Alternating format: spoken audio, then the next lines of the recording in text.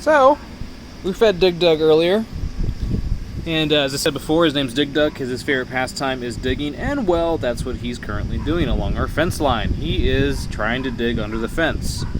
He used to do it before, and caused quite a few issues with our neighbor. He would go into their backyard, which they didn't mind too much, but again, when you go into your backyard and you see a large tortoise that you don't have, you wonder why in the world is it here.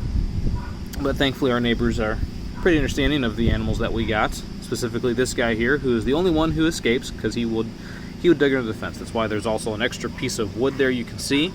That board there is kind of as a deterrent, a barrier, and it has helped. However, he still does occasionally like to dig. So just keep in mind that if you get a tortoise and they live outside in your backyard, they will try to dig under your fence constantly, especially if they can see to the other side. If it's a chain link fence, if they can see to the other side, they will happily try to dig under it constantly all the time. So it's important to remember that you will need a shovel of some sort or some other implement to refill the holes that they dig and try to create barriers in some way to deter them from doing so.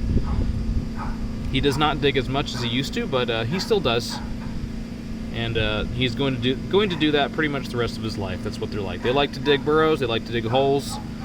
Normally, he just digs around his house that we built for him, but as you can see there, he is digging right there. He's kind of digging with his foot, flicks the dirt up back behind his shell. That's why the sides of their shell typically get built up dirt or mud on it. There he goes. He's digging.